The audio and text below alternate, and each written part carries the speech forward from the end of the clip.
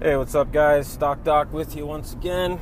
Going out to go flying this afternoon. We've got awesome weather, and I just felt like making a video, talk a little bit about, I don't know, just all sorts of different things that were on my mind here. One is oil.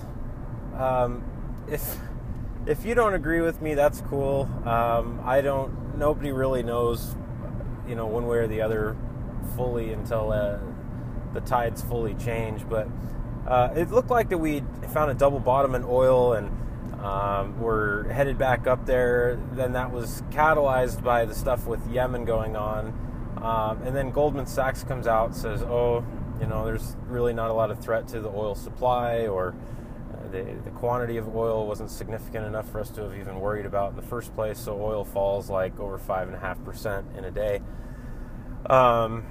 So to me, it's some sort of manipulation from a large group who has a large outreach, who can say stuff like that. You could cut it up a whole bunch of different ways and say, well, this was the reason why and all that stuff. But the fact remains, in my mind, on oil, nobody's making any money as a majority if oil is still trading sub 75 or so. So could we go lower? Yeah, absolutely. But, I've just been adding to my long position, trading some short positions and then covering them after we get some, crazy events that go on. And it's just really clear that, hey, I can make a quick buck here being on the short side. But ultimately, I'm bullish.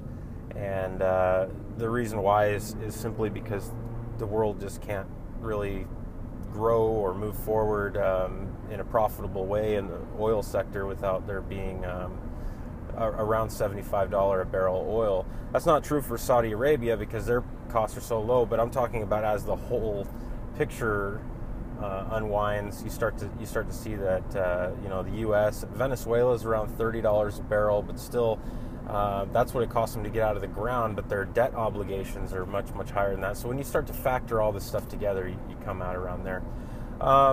So if you're going to start adding to your long positions in oil, despite the fall in cost averaging and stuff like that, word of caution would be to try to avoid levered ETFs if you're trying to, catch the bottom, so to speak. You can get some exposure into 1x ETFs, but levered ETFs where you're going for 2 and 3x, like UWTI or something like that, those are really meant to hold for a smaller amount of time due to beta slippage, or what is also known as contango. And that's where you just have a price depreciation where the price starts to get eaten away a percentage at a time over time. It's a time value loss is what it is. Now, having said that, if the ETF is working in your favor and you're on the right side of the trade, they can move even more aggressively than the percentage trade of the actual underlying commodity, because that contango effect actually works to your favor, kind of like when you see that it's going against you, how it's just so much more drastic.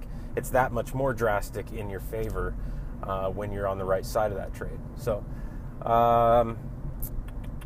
yeah, I'm going to cut this off right here about oil. I'm going to make another video, put that up, talk about another topic that I've got on my mind about an opportunity. So I hope that you'll switch over and watch that one. It's relating to a business venture that I've got going on right now where you could stand to benefit from it. So, all right, guys, next video coming up.